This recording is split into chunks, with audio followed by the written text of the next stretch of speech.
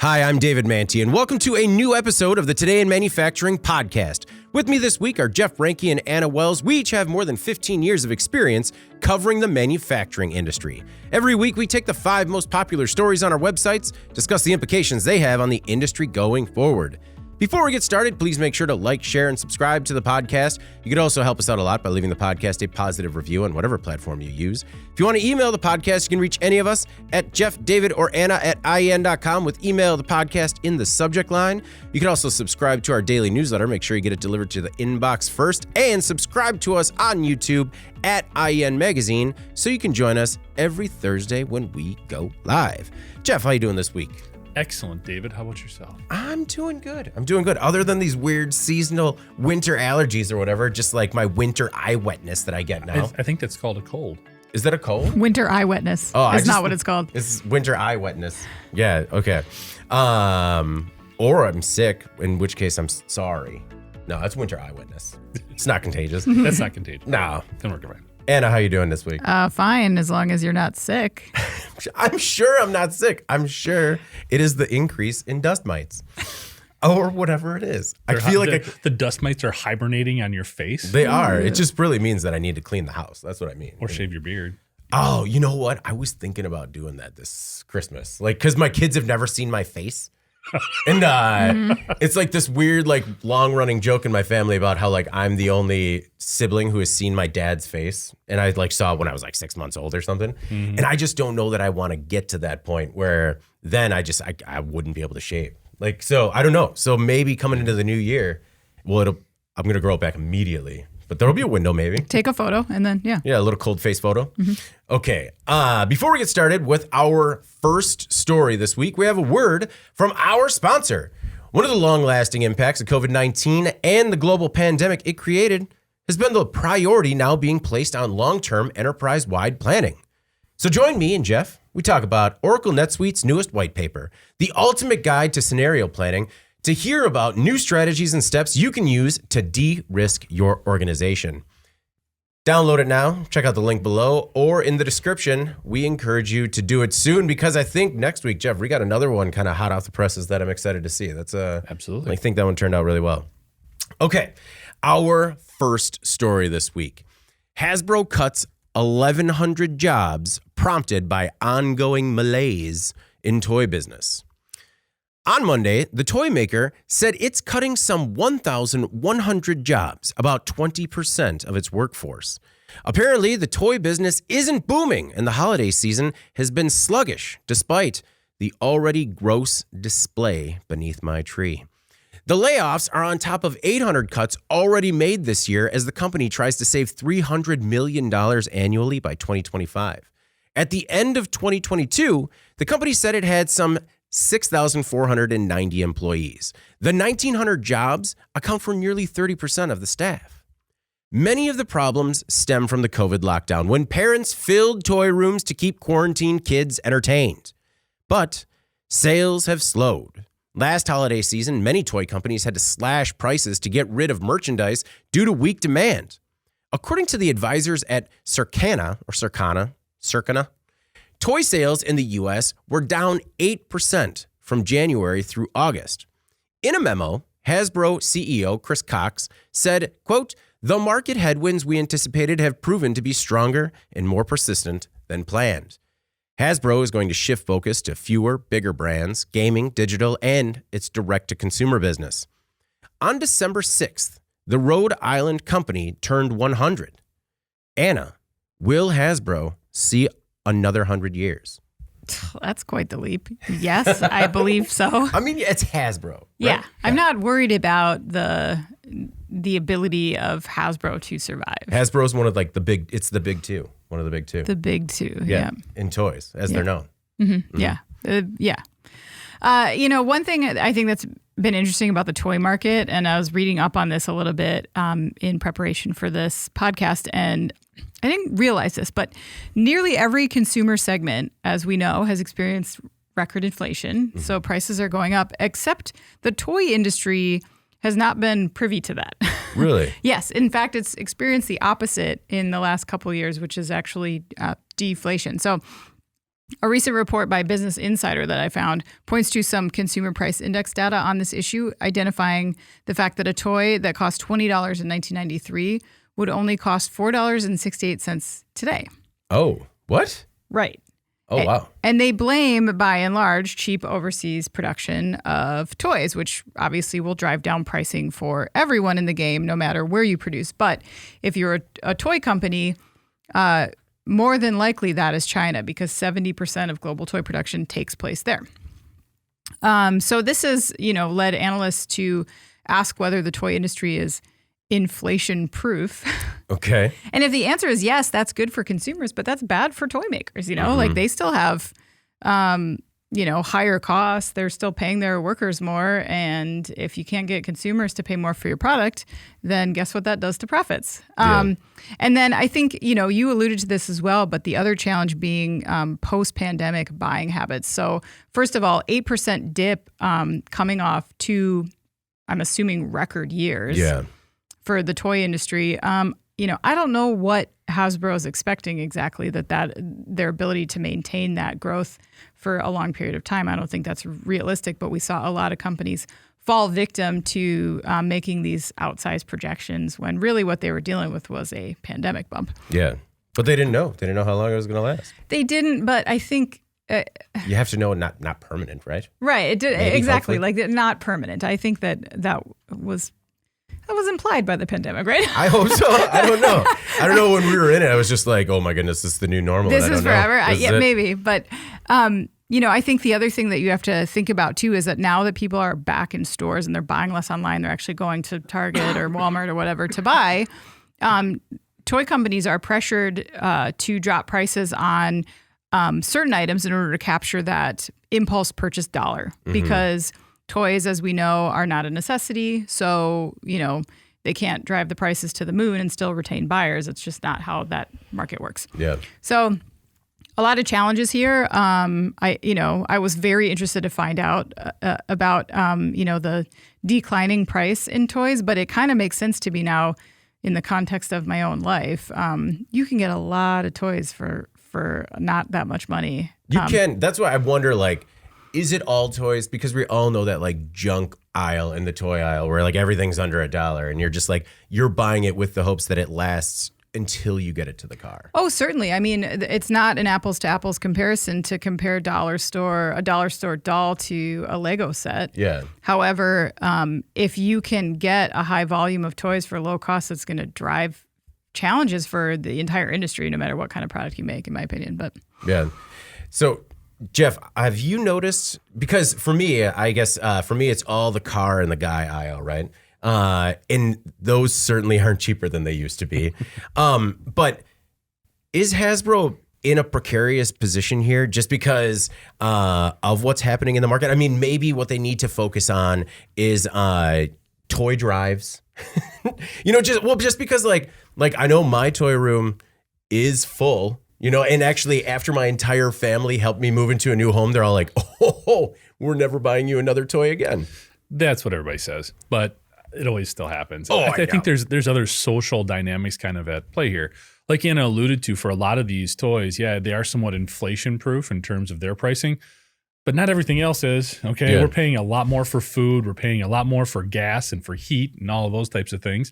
So if you're a parent, you are in a tough spot because there is something's got to give a little bit. And when you're looking at toys, maybe you are buying some of those less expensive options that are not Hasbro brands. Right. I think some of the other things that comes in when you look at Hasbro specifically, Yeah. you look at their leading brands, Nerf. Now, I love Nerf stuff, but there's not a ton more you can innovate in terms of guns and balls and other things you can do with Nerf. It is what it is. I mean, it's a great product offering, but there's not a ton of innovation or things you can do that are different there. Same thing, I mean, Marvel's kind of cooled off. Star Wars is kind of cooled off. There's not new movies, necessarily driving a lot of product development or new things there.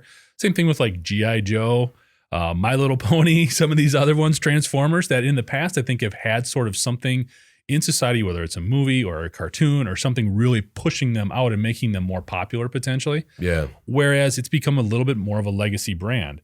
On the other side of that, you've got Mattel, who's got Barbie. I mean, everything blew up after that movie came out this summer. So I think they've got that as sort of a push to help them through some of these tougher times. Now, they're seeing their stock price drop just as badly as Hasbro has, so they're not exactly killing it right now. But I think when parents are faced with some of these decisions in terms of what to buy, how many Monopoly games can you get? Especially if you're outside of that sort of that bubble we were just talking about during the pandemic where, hey, look, I'm guilty. We have like 3 different Monopoly games at home. We got like the Wisconsinopoly, the regular one, and some other, Catopoly or something. I don't know what it is. Yeah. Catopoly. So there's plenty of options, but if you come to a point where everything else is more expensive, you're going to start trimming someplace. And you're going to maybe start looking more at those purchases to sort of validate them. And I think that may be where Hasbro is hurting a little bit. They haven't had some of those other sort of social pushes for some of their brands. What is the boardwalk of Catopoly?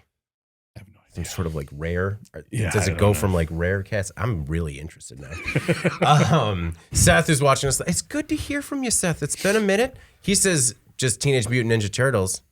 Right on, Seth. I don't understand the context, but just right on. Well, the one thing... Oh, okay, good. The one thing I wonder about, thanks, Alex, nobody can hear you. Yeah. Appreciate you telling us that so we can just stop everything. He said that he's got a bicep. He's ripping one out. Oh, okay. Okay. I think the other thing that's interesting, too, is toys are being made better, like you alluded to, so they're lasting longer. Agreed. So maybe there isn't the need to replace stuff as much as there was in the past. Yeah. So. Well, mentioning Marvel in particular is that some of these brands are like seeing historic lows, both in terms of box office returns, and that has to translate to toy sales, like you said. Yeah. It really made me look at Hasbro Pulse because the company has invested a lot into this direct-to-consumer brand, and I'm constantly impressed by the market for toys that are like marketed towards adult collectors, and I'm kind of curious as to when that bubble is going to burst, especially with some of how we've seen inflation impact everything else. When it comes to discretionary spending, I have to feel like Dad's toy collection goes before mac and cheese. You hope, right?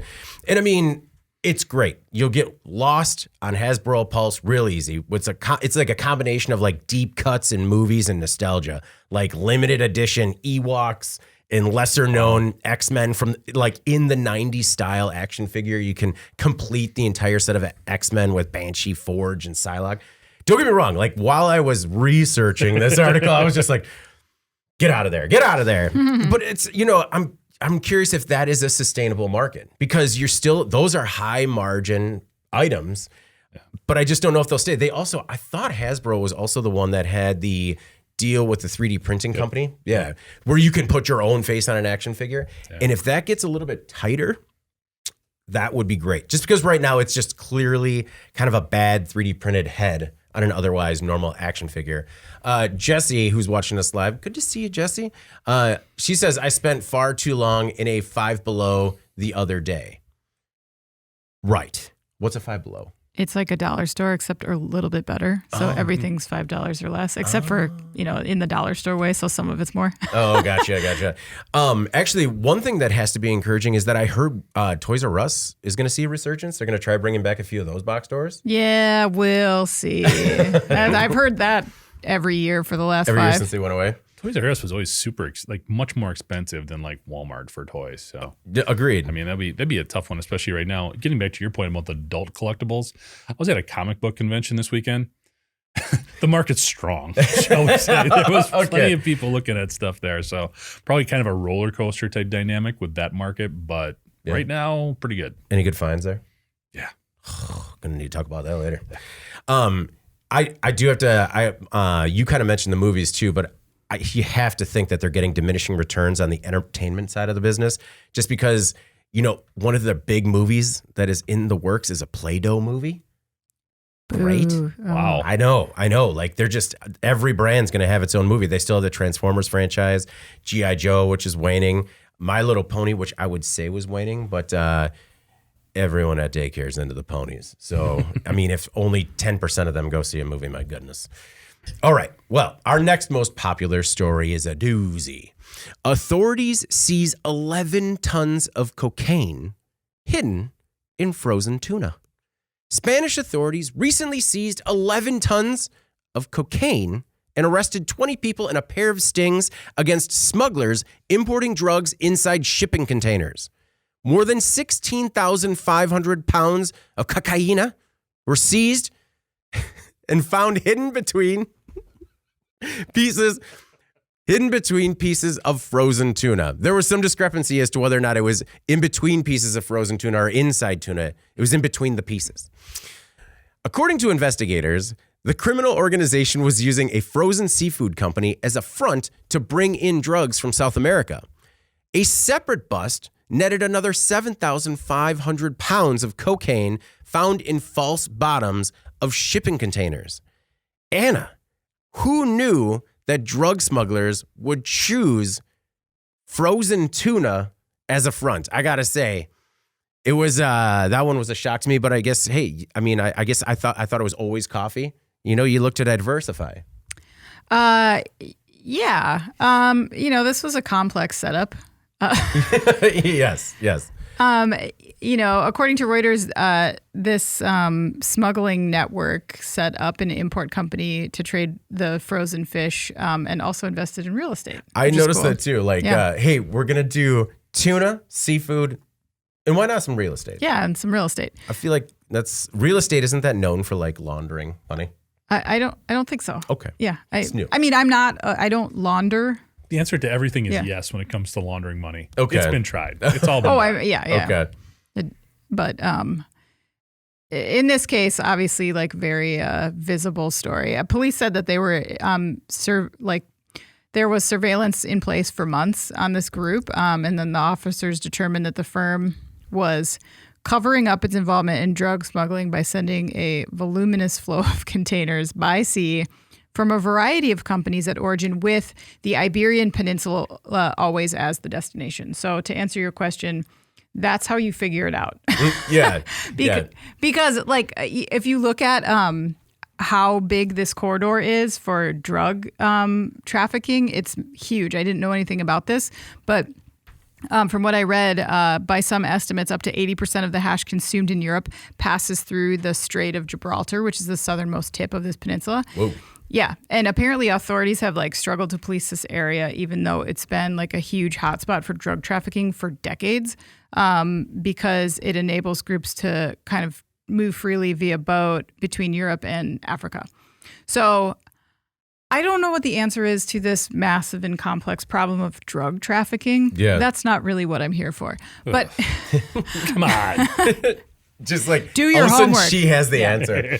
Just like it was that simple. Here The it is, war on guys. drugs Yeah. can be defeated this way. And that's how it ended. Yep. Yeah. From a manufacturing perspective, I think like obviously this stuff is just like a really bad look for, manufacturing and for these folks that actually do things above board to, you hate to see the publicity around this and generates like suspicion around. Yeah, no. What kind of hit is Big Tuna taking? I know. Big Tuna. Exactly. It's a black eye for Big Tuna. They have enough problems. What does Jim Holpert have to do with this? It is so. Dunes. I mean, Jesse, who's watching us, says that is that what made her tuna sub? Is that why her tuna sub made her so awake today? That's why, Jesse. Yeah, I mean, maybe it was just like a caloric infusion, but Your European tuna yeah, that you got. or the blow. Anyway, my point is that on the other hand, like a good cautionary tale in this case isn't the worst thing. I think like it's a good deterrent to show companies that if you do something like this, you can very easily get caught. Mm-hmm. Obviously, I think these people were drug traffickers more than food manufacturers. But, Yeah.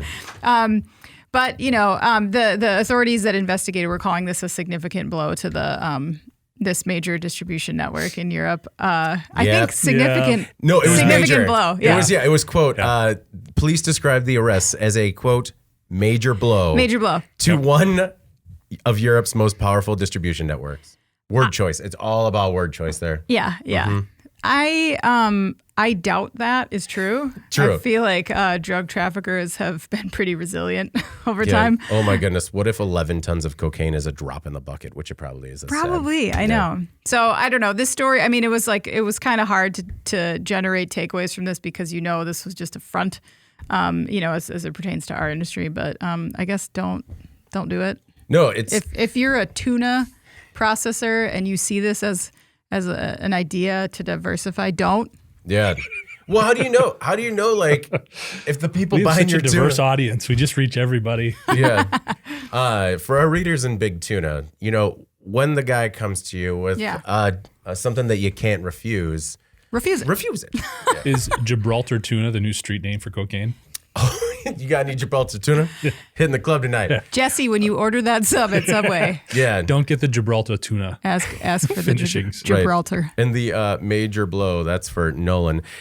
Jeff, one thing I'm curious about. So what happens to the tuna? Like, I mean, it was individually wrapped. And I mean, if this has been going on for so long, are they just ditching all the food? Of course they are. Well, I don't know. Yeah. Well, because if they're trying to operate as a seafood processor.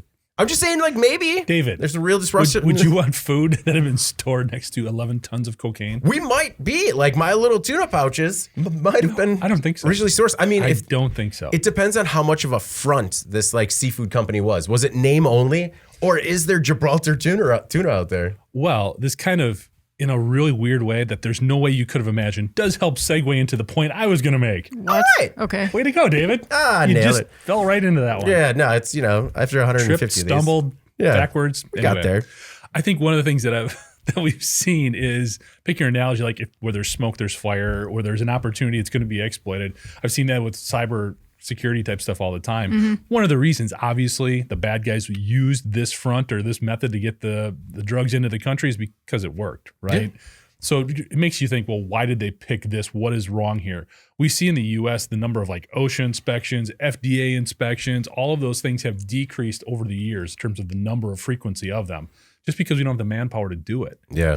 That's kind of feels like what's happening here as well. There had to be, granted, they had a front, they had an illegal business doing it, all this other things, but there's also a downfall at the ports in terms of going through stuff, inspecting it before it gets into the country, all of that type of stuff too. Yeah. So that reinforces the need to increase or upgrade the level of security that we have for a lot of these very precious materials, if you want to call them that. Yeah. Whether it's drugs, food, all these things we need on a day-to-day basis to make sure it's not being contaminated by drugs. With cocaine.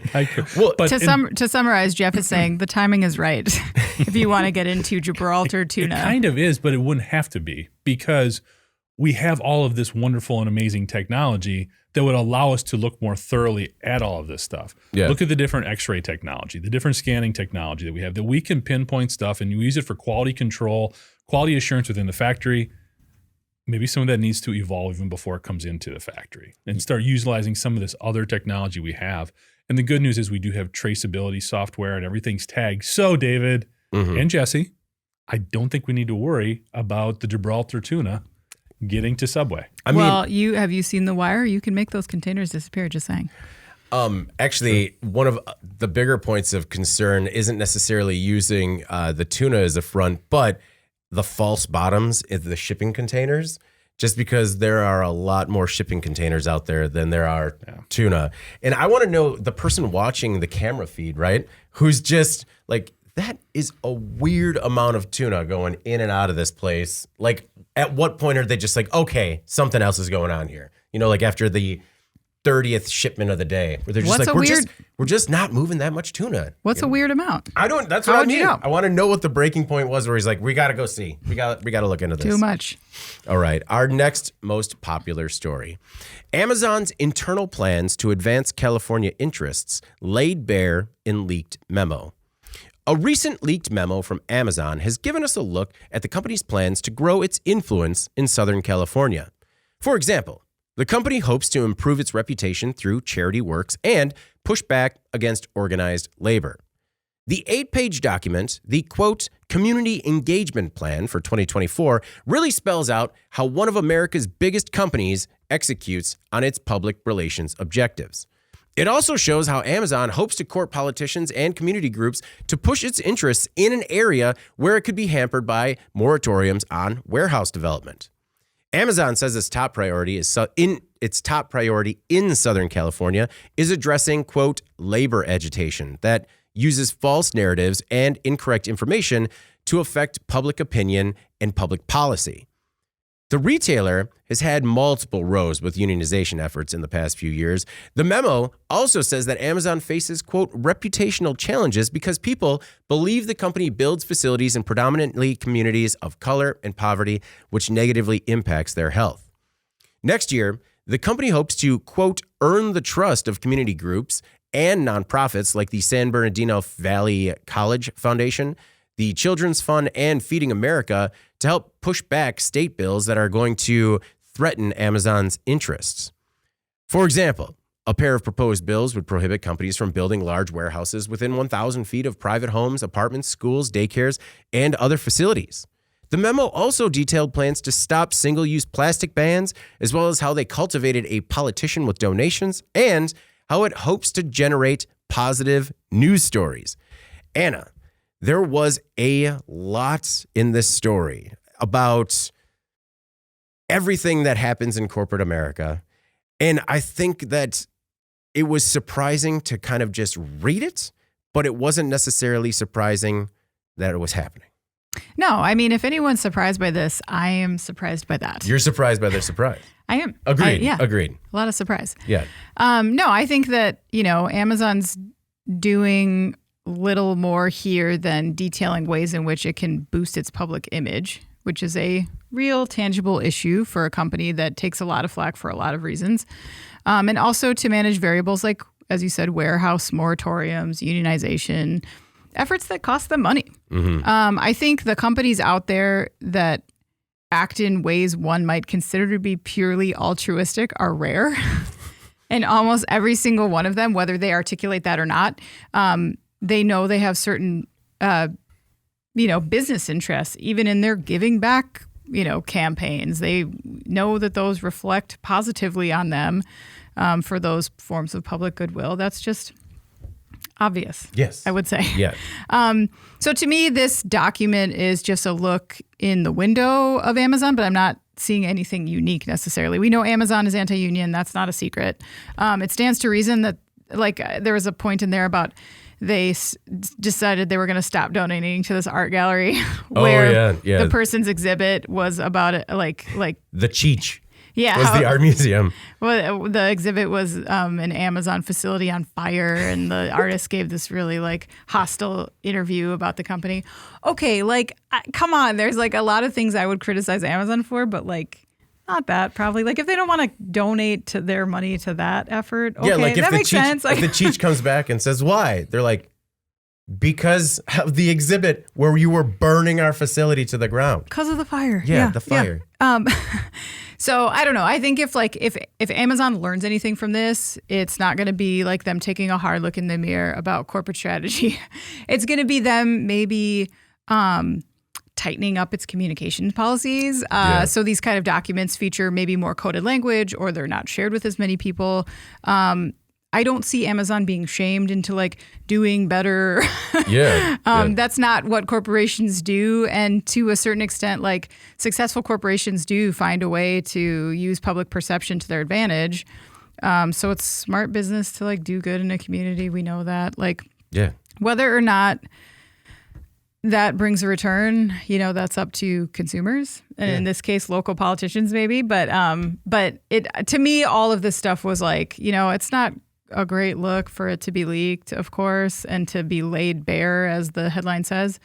But none of it is a surprise. No, community outreach is starting a new business 101. The first thing you do is get out in the community and make a positive impact. So that way you kind of get your name out there. Jeff, I mean, there is a little bit at stake here, because if you're talking about Southern California and you're talking about a bill that says you can't build a large warehouse within 1,000 feet of private homes, apartments, schools, daycares, and other facilities, you might be running out of places to put one.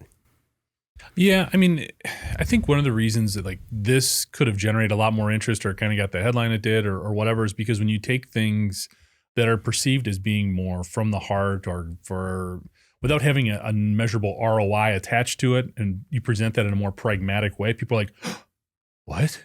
I mean, they're not doing this because they just want to and because it's the right thing? No, I mean, when you look, it was an internal memo. And I think the bigger issue, I think Anna alluded to, is how does this get out the door? Yeah. Somebody obviously had a motive here. They're trying to make Amazon look bad. Somebody internally was upset about some things. A lot of the issues that they have to address, it looked like something that when I was working at an ad agency, I would have put together for a customer. It was very straightforward, and you can grab some of these tidbits out of there and make it into a bigger issue or debate or whatever you want to say. But yeah, it was very simply a corporate memo talking about what they wanted to do and how they were going to measure the impact. A couple of things that kind of caught my attention, though. First was them saying that they were actually having trouble getting donations to politicians because of the negative backlash. I mean, that's really interesting because there has been this groundswell of polarizing opinions about Amazon, but to have that actually elevate to the point where politicians wouldn't take money, I mean, that's interesting. That's a red flag right there. there. Is, yeah, you definitely got some work to do, some outreach there. As far as that moratorium goes, I mean, it had to come at some point, I guess. I'm not familiar enough with the geography there to know how limited the green space is or what the pollution impacts are. That's what they seem to talk about is the traffic and the pollution. California is definitely going to be one of the tougher states when it comes to addressing those issues. So, but last time I checked, there's also a ton of space for warehouses in a lot of other areas too. Yeah. So even if it's not Southern California, which is a very expensive place to operate in and is obviously got some community backlash here, Amazon's big enough and smart enough to find another place to build warehouses too. So while they might prefer to stay here and continue with, I think it was like an $80 million investment that they've made in Southern California. I think it was much more than that, but I think they'll figure it out. Yeah. To me, that was the only surprise was that the document leaked. And I could see, if they haven't already, other companies grabbing this document and just being like, all right, just go switch out the names and like figure out how we can do this. Because, I mean, charity washing isn't new. I mean, really, it's best practices for other companies like we've talked about. You know, if you want to adopt a family and you don't alert the media, did it ever happen? You know, to some people, I mean, sometimes it is altruistic and you do it because you're doing the right. You want to do some good in the community, but like charity is a somewhat selfish thing, which is okay. It's good. It's good if two goods come out of it. Well, and I'd even take that away. My point was just this was written to say we're doing this and this is the ROI on it. Because the ROI for a lot of people isn't we did a good thing. Yeah. And just to clarify, it was $80 billion in the last 13 years that they've invested in this geographic area. Oh my goodness. We got a thumbs up from somebody that I think is watching us from a local watering hole, and that's fantastic. Is that Waypoint?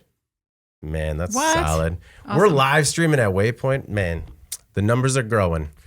You know, at least some good still comes from charity washing efforts and photo opportunities. I was also surprised that it won't continue to support organizations that did not result in measurable positive impact to its brand and reputation. Yeah. That one was a little I mean, I guess when they're just laying it bare, like they said, that was the one where they're just like, no, we didn't get the ROI, so nothing for the Cheech anymore or whoever else. But I mean, in terms of an 8-page document being leaked, it really not nearly as bad for Amazon as other things we've seen. All right. Our next most popular story. Ford to cut F-150 Lightning production in half. According to Automotive News, Ford plans to reduce production of its Lightning full EV pickup by 50% starting next month. A recent document allegedly sent to a Ford supplier says the automaker is going to pull back its run rate from 3,200 trucks a week to about 1,600 trucks a week. Ford says the move is a result of a planning effort to better match supply with demand. Demand has been a challenge. The F-150 was released to great fanfare in 2021. Ford doubled production before closing its reservation system in 2022 due to overwhelming interest. But a year later, after filling those orders and facing a lot of new competition, Ford has to address many challenges.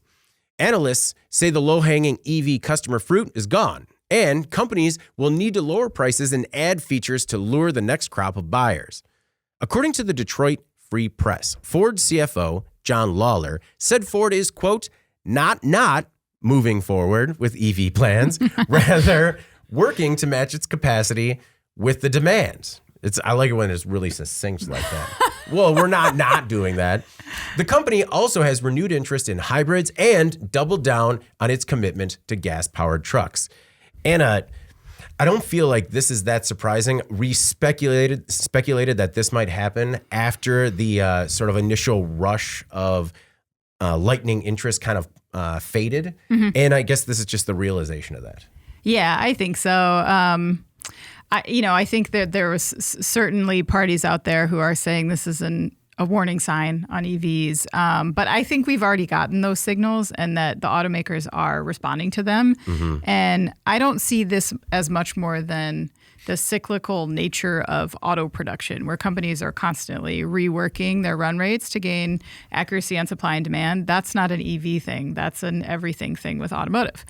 They do that all the time. If they had a better handle on that you would not see those we're idling for 2 weeks stuff that you do see, That being said, obviously we know that there are some hangups with how the EV market moves forward. But I think the good news is that automakers are already well on their way to addressing many of those challenges. One is with EV charging and infrastructure. Tons of progress is being made there with everybody agreeing on a port. And then now this the GM Flying J partnership we talked about recently, where they're going to bring electric charging to gas stations. All of these automakers have battery and materials efforts underway. They're scaling. They're slowly reducing prices. They're adding models. They're right-sizing other units of their business. So it's all happening already. This is just another piece of that, in my opinion. I do think it's a challenge to grab market share now that you've picked off the higher income individuals, the lower hanging fruit customers or something. I don't know how you said it. Oh, I said the low hanging EV customer fruit.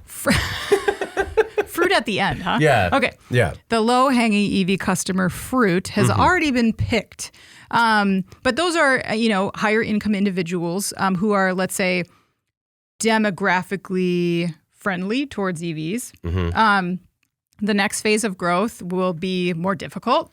But as Andy pointed out on last week's podcast or the week before when he was guesting, there is a plateau for new technology, and we're not that far from it, where, a new technology gets to the point where it's widely accepted enough that it just becomes a matter of course people adopt it. So at the risk of oversimplifying, I think it's just a bit of a balancing act right now. We know there are challenges ahead. We expected challenges. The automakers are well aware of them. I don't think this is a knee-jerk thing. I think this is just part and parcel of how they move forward. Yeah.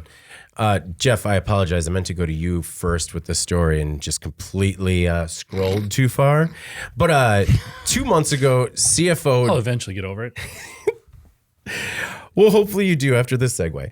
So 2 months ago, the CFO, John Lawler, said the narrative has taken over that EVs aren't growing, but they are growing. It's just growing at a slower pace than the industry and, quite frankly, we expected. Did that stand out to you at all as a surprise, or it just seemed like, I don't know, it just seemed like this was a natural course for the market to take?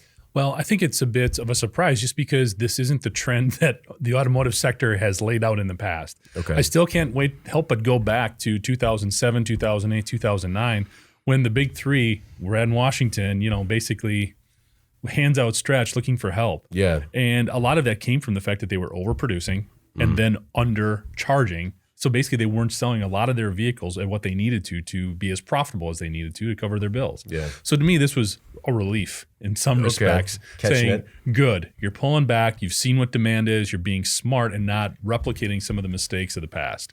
So it's positive there. Here's where this could be a huge challenge and a huge issue, though, for the marketplace.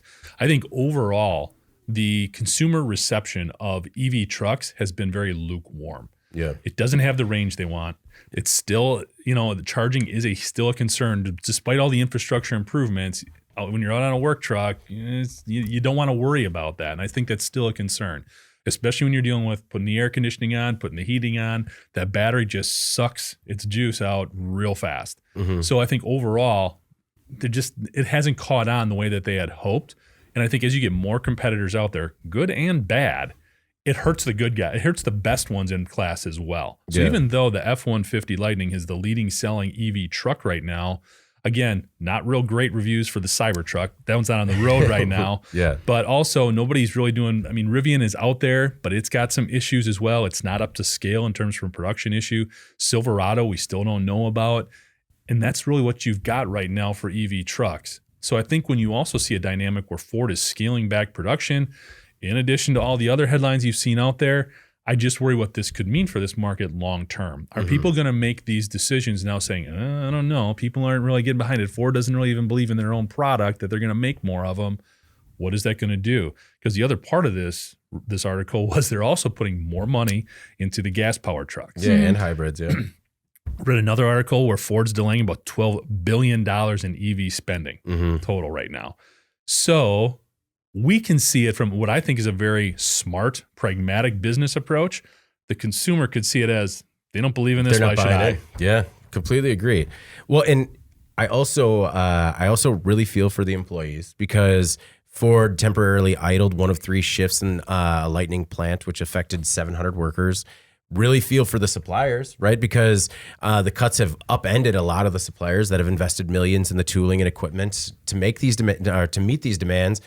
I mean, it's almost like, it's kind of odd, right? Because when you have these types of new market segments, you kind of need the cart before the horse. Yeah. And then as a result, like if things just don't go according to plan, a lot of people are kind of left holding the bag. Yeah, you want that enthusiasm to really carry you for a bit. And it seems like maybe that enthusiasm petered out a little bit more quickly than anticipated. No, I think that's true. I think they're acknowledging that too. As he said, it's not growing as quickly as even we expected. Yeah. I think there's a lot of balance that it's difficult to approach the market when there's so much new coming out over this like very short period of time for automotive that's like novel and new. I mean, I read something recently about how many people are waiting on the Silverado. So GM just pushed that back a little bit. But I know there's people out there that are like, well, but if I wait another year or two, what is battery technology going to do? Or if I wait a year or two, do I have, can I buy a really high quality used model that's, for a much better price? Or did the price go down? I mean, look at how much price movement we've seen in just the last few months because of what Tesla did and sent everybody else down. So those are other factors I think that maybe are actually discouraging people from buying, unfortunately, is the investment itself and making that market so active that people are almost paralyzed because they want to have all their options in front of them. Yeah. It has been wild, not just covering the EV automotive market, but particularly EV trucks, because I feel like it has just been hot and cold, particularly the last year. But I mean, I feel like it was just a couple of weeks ago where we're just like, wow, we really didn't think EVs were going to take off like this.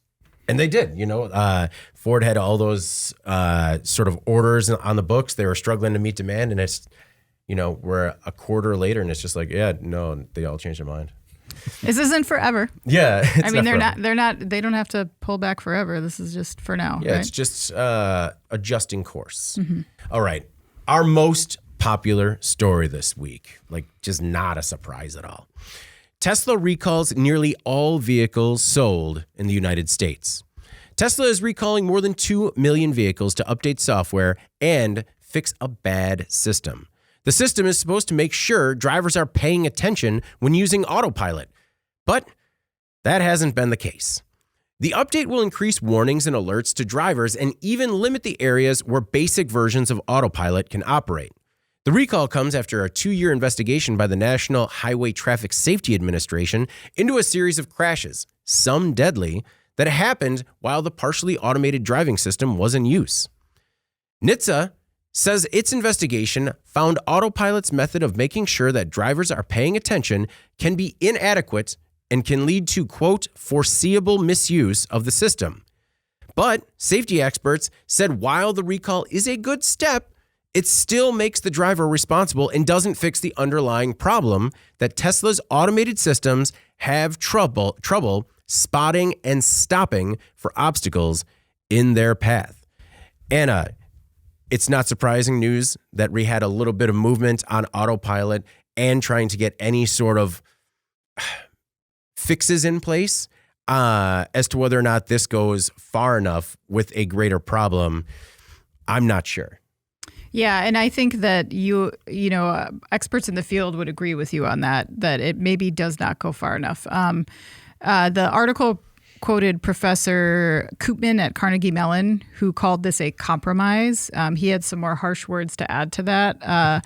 But to put a more negative varnish on this, to me, it feels more like a Band-Aid on this whole big drama with the NHTSA. On the one hand, had Tesla not initiated this recall on their own, the agency could have forced them to do that.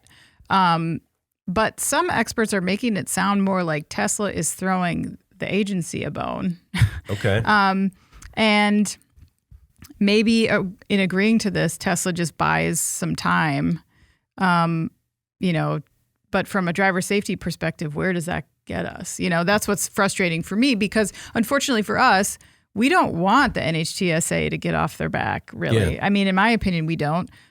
Because as the article points out, there are some root causes here that are threatening the safety of drivers, and they are not being addressed. Mm-hmm. And I think until there are more functional changes to the technology that address these, such as it being so easy to fool and it harboring more limitations than are indicated in its name, then we're not done here. So, and to be honest, like, this is just as an aside, but for the people who compare autopilot on a Tesla to autopilot on an airplane, stop, okay? Like, try walking into an airplane store and buying an airplane and then you just get in it and fly away. And order one online. Yeah, order one online and just pay the deposit, and they'll just give it to you. And you just buy a plane online? Let's see, buy a plane online. Careful where that one takes you. That's not true. the same. It's not the same. It'll get me on some really good lists. So I don't know. To me, this was like, It had to happen, but if the end result is it gives Tesla more rope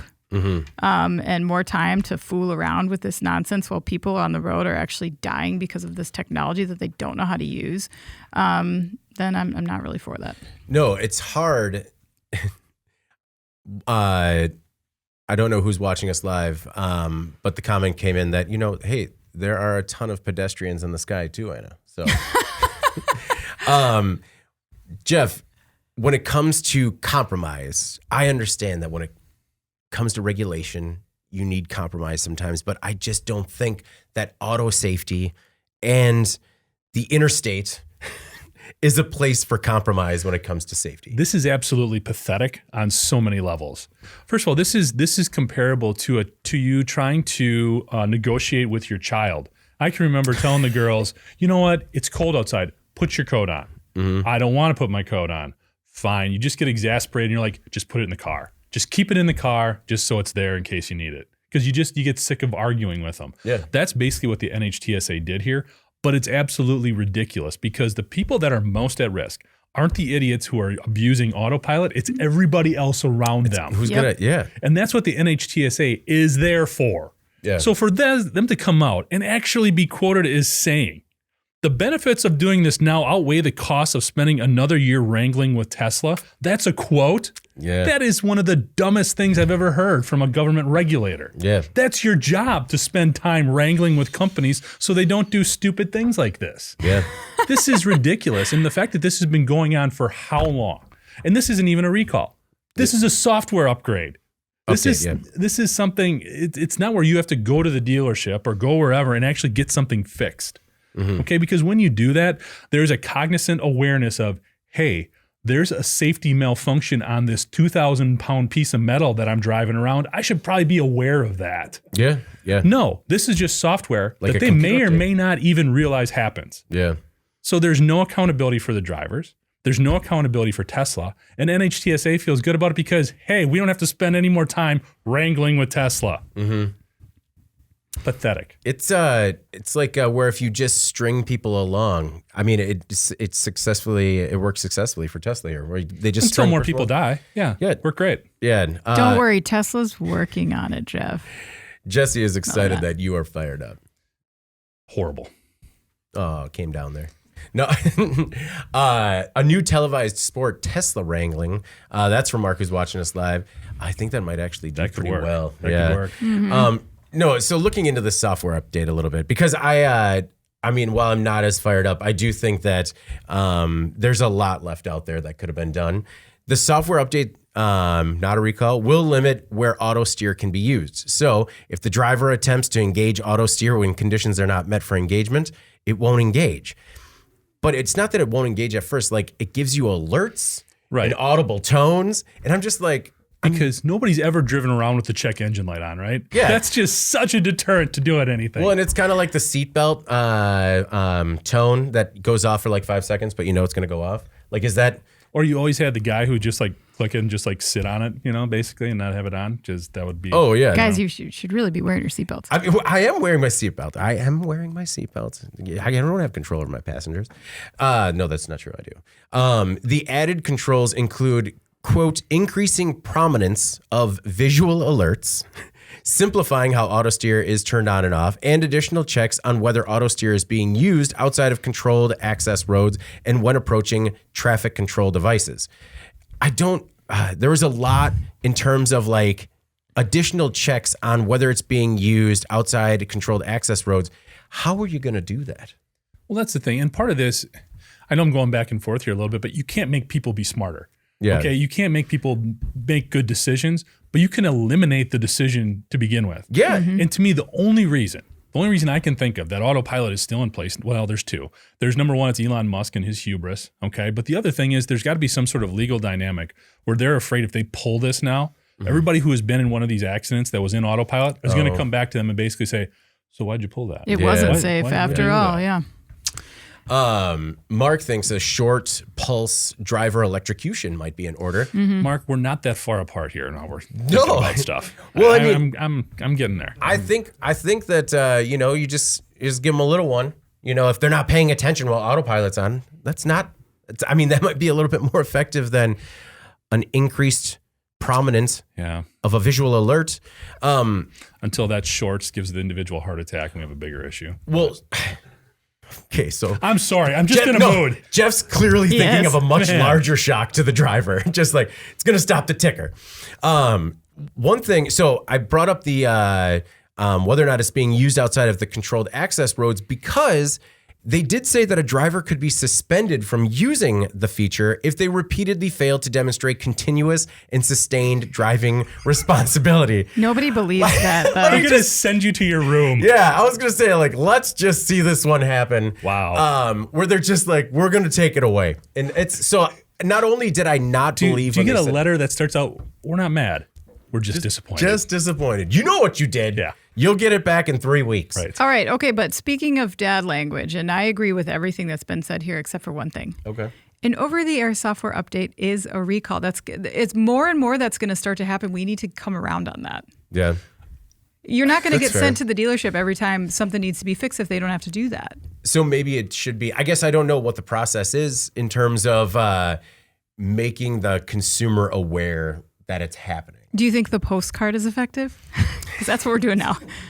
I think it's more, I understand what you're saying. And you're right, that is going to be a changing dynamic. But it feels like this is a way for them to skirt this without really being accountable or even holding those individuals who are abusing this system aware and making them aware of it. When you get a recall notice in the mail, because they don't happen that often, I do pay attention to it and it makes me want to go there because I don't want the people in my vehicle to be injured or harmed in some way because I didn't fix something. Yeah. At least I know what's going on there. Like when we had that deal with the ignition, like with the GM ignition deal with the fob and stuff, and you just had to basically go in and get a different key ring. Yeah. Okay, at least you were aware of that and you did something about it and you made sure to at least look at it to make sure it wasn't continuing to be a problem.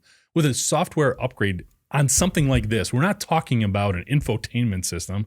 We're not talking about even some of the mechanical features, I guess, that this would also entail. We're talking about something that people are abusing outright. And they need to be more aware of it. Sure, but if they can fix it remotely via over-air like software update, every automaker is going to do it that way. True. It's not Tesla deciding like we don't want you to know about it. We're going to do it in secret. Like this is where we're going with this. Well, and it just has to be. It has to be a little bit more than an update to your laptop, right? Where it just says, "Would you like to run updates?" and then it says "updates running." It has to say there was a problem and this is what we're updating. Totally agree. I'm curious about this idea of feature suspensions, especially as we're getting to a more feature-based automotive industry, and just seeing what automakers, might be willing to take away if you don't use it right. Just like we're just going to turn it off, and if they actually do, no more radio. That's what you're being punished. Right? We left the AM radio in, but we turned it off. You left it on NPR. That's your punishment. Oh, man. We're just playing old Paul Harvey for you. All right. Before we move on to, in case you missed it, the story is maybe not as popular, but that still stand to make a big impact on the industry going forward. We want to tell you to watch a recent white paper discussion that Jeff and I did on Oracle NetSuite's latest white paper. The ultimate guide to scenario planning. These are strategies and steps that you can take to de-risk your organization. So download it, watch it, stream it right now. Let us know what you think. All right, in case you missed it, stories maybe not as popular, but still stand to make a big impact on the industry going forward. Anna, what do you have for us for in case you missed it? Sure. So the article was titled "Hyundai and Kia Design Tires with Integrated Snow Chain Technology." Ben Munson put this together based on some press releases. It's pretty interesting technology. So the two automakers that are combined companies have unveiled a new snow chain integrated tire technology that uses shape memory alloy modules that are located inside the wheel and tire. The modules will protrude to act as a snow chain when an electrical signal is received. So basically, you can press a button to activate what is essentially mimics what a snow chain would do on your tires. And unlike traditional snow chains, which are very complicated to install and remove, and everyone hates them, This can add the stability and grip and safety on snowy roads and just be part and parcel with your vehicle. So the technology is patent pending in South Korea as well as in the U.S., and Hyundai and Kia plan to consider mass production of the tires after further technological development and review. I selected this article because I love tire innovation. It's such an overlooked element of overall safety for a vehicle. So many accidents happen because of weather and slipping and sliding. So many accidents happen because of tires blowing out. So I think R&D in this segment, those dollars are very well spent. But being from Wisconsin, obviously we know that snow chains are not an ideal product. They're really tough on the roads. They're actually less safe when it's not snowing, but they're a pain to take on enough. And so it was exciting to see that this could be like an on-demand product. And I think it would just be incredibly useful and maybe even serve as a choice to people in climates who feel like they need to have all-wheel drive. Maybe they don't. Yeah. So anyway, I just found it to be very fascinating. And being from Wisconsin and knowing snow, how much value could be gleaned from this. Well, a lot of innovation has gone into tires, right? Especially when it comes to sustainability. Yep. But there are just very basic things that need to be improved, like handling in bad conditions. And I thought this was a really cool technology if we could see it hit the market. Jeff, one thing I liked, and I don't know if it was the company or Ben, but they say, the article says, the snow chain integrated tire technology consists of a wheel and tire assembly that feature radial grooves at regular intervals, like a pizza. So it's just like, at first it's just like, yeah, I know, I get that. Oh no, I get pizza. Okay, I know where they're going. Really painted a clear picture for me there. What did you think about integrated snow chain tire technology? Awesome. Great job by Ben putting that together. It made me think maybe I brought this up before, but I was actually at a show in Reno. Okay. And I flew out of someplace in California. I can't remember exactly the dynamic, but one of the deals was going through the mountains. There was a mandate. You had to have chains on your tires if it snowed, if it was bad, whatever. When you're renting a car, you hardly know the geography or the route to begin with or anything else and think, well, do I have to get chains? How do I put these things on? All that type of deal. Yeah. It was a little stressful. Yeah. I would not go for that reason. Right? Just like it was something we found out before we left. It was not like that night. So yeah, something like this, obviously easy solution. And like Anna said, I mean, putting chains on your tires, not ideal for a number of reasons. So taking the application and putting it into a different technology, that's the solution. That's a great idea. Have you ever put chains on a tire? I have not. No, me neither. I've never have, never will. No. Hopefully you don't ever have to. If you go to Reno in January, and I won't. Have to. Need those tires. Jeff, what's your in case you missed it this week? Sticking on the automotive front, I have to admit, I picked this story partially because just the picture got me. Nice. It looks like a pickup, like a dump truck that I got under the tree as a kid. Kind of was one of my favorite toys. But actually, this is about General Motors and Komatsu co-developing a hydrogen fuel cell module for their 930E electric drive mining truck. So this is something that they're going to jointly develop the technology. Now, there's a lot of things that are still in development here, but I found it interesting because, again, we're talking about hydrogen fuel cells here. We're not talking about an electric vehicle. Then it talks about them being great for electrical applications because of the way they can package large quantities of energy on board the vehicle without compromising payload. And just to offer some perspective, we are talking about, you can't always tell by looking at these things. Yeah. Unless there's somebody sending next to them or whatever. Yeah. But this is the type, when we look at hydrogen being used to power this vehicle, this is a vehicle that generates over 3,500 horsepower. That's about 1,800 RPM. And it's got an operating weight of about 575 tons. So that's over 1.15 million pounds. It's got a hauling capacity of about 500 tons. Wow. So, I mean, it's just enormous. And the cool thing about the application here is, the other thing, this truck can actually get up to 40 miles an hour, believe it or not. Oh. Wow. So it's just a ton of power that you're looking at right now. And if you're looking at a diesel powered drivetrain, that's a ton of pollutants, that's a ton of fossil fuels, it's a ton of cost as well to operate. Now, these vehicles pretty much stay at the mine that they're working at. They're not really an over-the-road vehicle, as you would guess, because what road is big enough for them to begin with? But being able to have them centrally located, so then you could have the hydrogen fuel cells right there in terms of replacing, maintaining, updating, all that kind of stuff. And the fact that GM and Komatsu are looking to develop this as soon as 2025, pretty intriguing. Mm-hmm. Yeah. If we can get it to work on this scale of a vehicle, you would think the turnaround for something smaller would come about as well. And we've talked about hydrogen a ton.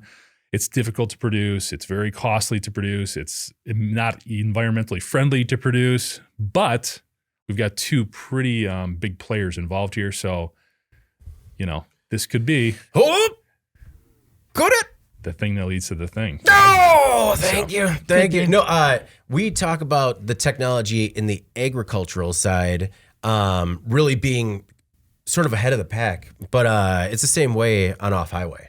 GM and Komatsu intend this to be the first prototype hydrotech-powered mining vehicle.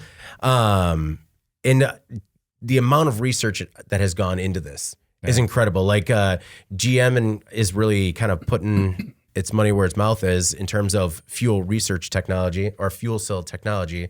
And it's really cool. But you're right. It is an amazing photo, but you don't understand the scale of how large it is until you're like, wait, what now? 1.1 million pounds? Yeah.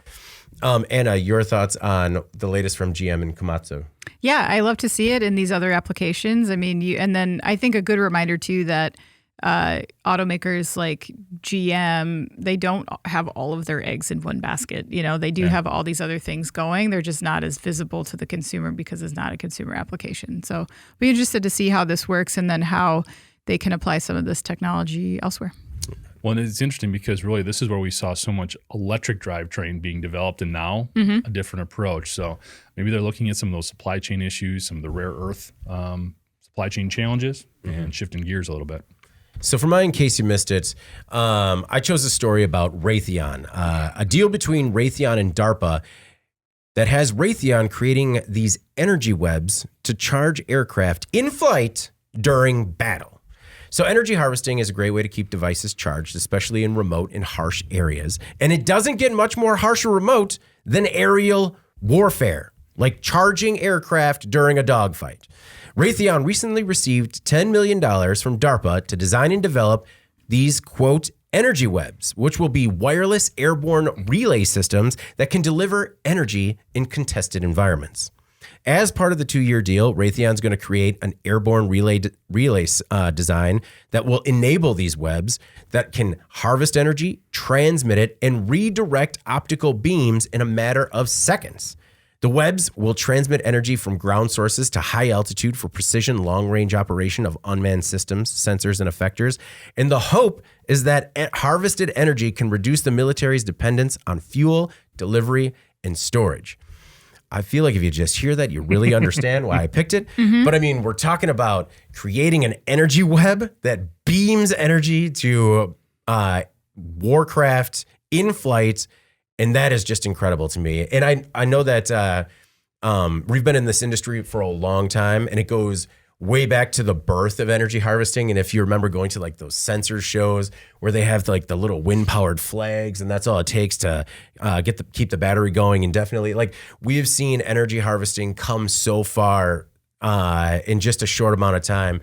And it's incredible. I understand that DARPA is very on the on the front line in terms of new technologies and seeing what will work. But just the fact that they're willing to put $10 million up for this to see if Raytheon can make it work, that's incredible to me. Jeff, what did you think about, I guess, whether or not energy webs are at all realistic? I think this might be the most sci-fi thing that we've done in a while. I mean, think about it. This is like what you see in some of those futuristic like movies. It sounds incredible, especially when you read it, to have the ability potentially to basically be in flight, moving wherever, and just radio in and say, hey, yeah, can you toss some of that juice my way? And then that's basically what they're capable of doing. It's incredible. I mean, talk about a thing that leads to things. I mean, if this actually works, the applications are endless. Oh, yeah. And what this does then in terms of, I think what this could really do is when you look at a lot of those renewable energy sources in terms of some of the issues we have and connecting them to a grid or making it usable, this could solve a ton of that. If you're basically just generating it and shifting it someplace else as soon as it's made, it's incredible. No, I thought the same thing. Is like, okay, first step, figure out how we beam it into the sky. Second step, figure out how the web can beam it back down to anything that's EV on the ground. Anna, I know that sometimes the more futuristic side of things isn't necessarily your favorite, but I mean, this is green energy. Yeah. So you got to like that about it. I do. And it has like right now application. So that's what I like about it. You know, some of the futuristic tech, I feel like we don't need it. Whereas this, I feel like we do. So super interesting. I hope it really makes that like noise that I envision that it does for some reason. There's going to be this constant hum that we'll hear, and it's going to be our energy webs constantly. Right. Beaming power. I need an energy web right now. Right? I need a refill on my energy web. All right. Well, great coffee name. It is. We got to trademark that right away. All right. Before final thoughts, the contest is back. So our giveaway comes to us from our friends at Sellers. The winners are going to receive a Sellers tumbler, a White Rags box, and a Shop Towels box. We're going to switch it up a little bit this week. We're going to go multiple choice. And Jeff, I thought this was a great idea. Jeff said, you know what? Let's reach out to Sellers and see if they have any cool information that we could potentially use for the giveaway. So multiple choice this week. The question is, in 2022, how much recycled paper or how much recycled paper waste did Sellers use to create its line of wipers and shop towels? A, 3 million pounds. B, 12 million pounds, C, 17 million pounds, or D, 22 million pounds. That's how much recycled paper waste did Sellers use last year to create its wipers and shop towels? Email any one of us, Jeff, David, or Anna at IEN.com with A, B, C, or D. Let us know what you think. In the process, the company saved some 59 million gallons of water and 143,000 trees. Whoa. So that is significant. That's awesome. So many trees. That's awesome. Just a reminder, founded in 1985 and headquartered in Milwaukee, Wisconsin, Sellers is a leading manufacturer of shop towels, multi-use disposable wipers, towel, and tissue and absorbent products.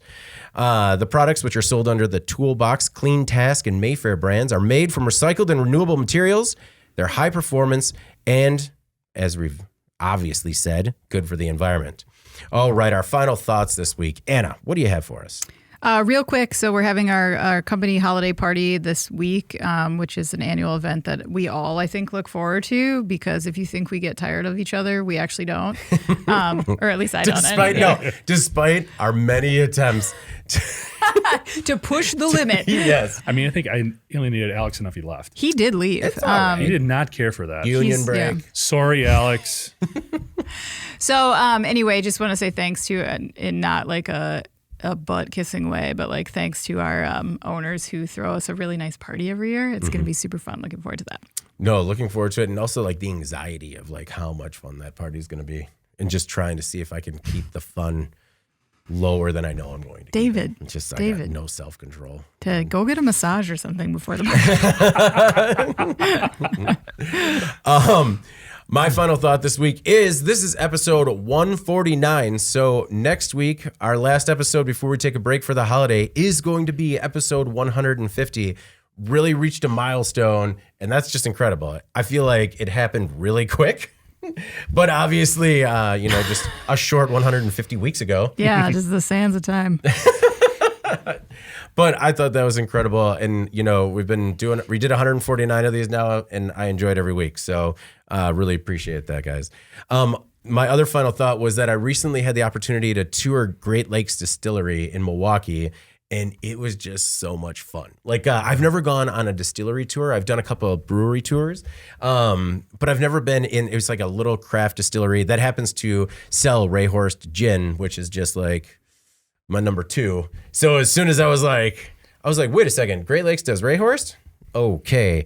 And then it was a great time, probably mostly for me, because the guy at every stop was just say, do we have any questions? And I had like 5 at every stop. Oh, you were that guy? Well, I was that guy because it was food manufacturing. I felt like I was on a story. And one of my good friends, Pete, was just like, are you doing a story right now? Because we're just trying to get through the tour so we can get to the sampling. I was going to say, everybody wants to just get the drinks. Everyone wants to get, and the sampling was plentiful. Let's just say this is not a drive-to sort of experience if you don't have a driver.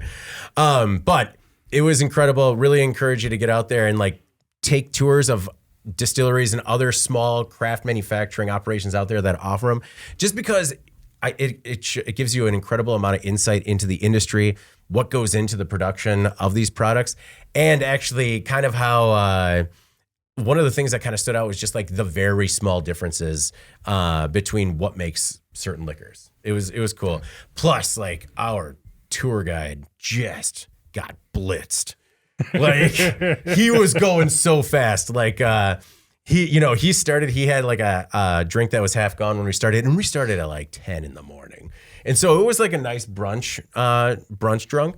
But then by the end, and he like weirdly had like 5 buttons down. It was just like, man, this guy's got a vibe and I'm loving it. And meanwhile, I'm just like, yeah, but like, how many barrels are you selling per quarter? And how does that stack up against the other craft distilleries in Wisconsin? He's just like, go away. Yeah, he's like, go away. Nerd alert. Yeah. Maybe that's why he Please. was drinking so much. Probably. I was forcing it. But yeah, so that's my final thought this week. 150. We're crushing it to 150 more. And get out and check out those local distilleries. Jeff, your final thought. Yeah, I couldn't agree with you more on checking out the local distilleries, craft breweries, all that kind of stuff. Those things are awesome. Yeah. I agree. Also, if you've ever gotten like a free sample of the seller's towels and stuff, they're also fantastic. Yeah, they are. Like, they are. jump in on that multiple choice question there. So my final thought, I guess, it comes from as we gear up around the holidays. This year, for whatever reason, we ended up having kind of a debate on Christmas cookies. What? Like which ones to make or how many, because one of the things I love the Christmas cookies, but I hate like throwing them away, like because you get like you make too many of some of them. Oh, Yep. so I'm sorry, I've never had that problem. I'm just like, what do you mean? Because like my wife and daughters make these like they're like butterscotch with the marshmallows and stuff like that. Okay. And I'm not a big marshmallow guy, so those don't get eaten. Yeah. So it's kind of like, can we make fewer of those? And that was not a good suggestion. No. It was not well received. Yeah, I understand. So I'm just gonna let it be. But is there like that one cookie that's kind of like the last one off the plate ever, or do you just focus on the winners? Yeah. What's the one with the oval shaped with the powdered sugar around it and it has nuts in it? What is with those? What I don't know. Like they're the last one on every platter. Yeah, That, I know like, what you're talking about. I'm not a fan of those. No, but either. in the event, I mean, I'm still not throwing them away. But in the event that you ever come close to such a harrowing situation, please call me wherever you are and say like, hey, we're about to throw away the cookies. right. And I'm just like, I'm 15 minutes away. All right. Yeah. No cookie left behind. As long as we have like the peanut butter cookies with the Hershey's Kiss in Oh the yeah, middle, those are the I'm best. good. Yeah. Those are the best. They're so simple and Yeah. they're just perfect. My favorite are my grandma called them pillow cookies. It's like a thin layer of like a sugar cookie with a little bit of chocolate, and then you roll another thin layer of sugar cookie on top, and then you dust it with a little bit of like just red or green sugar. That sounds awesome. Ooh, it does sound awesome. It's good, but they're like so impossible to make. What happened if somebody put like jelly or fruit in there, David? Oof. They'd be dead to the family. You are booted from the cookie exchange. Seth says hashtag save the cookies. I couldn't agree more, Seth. I couldn't agree more.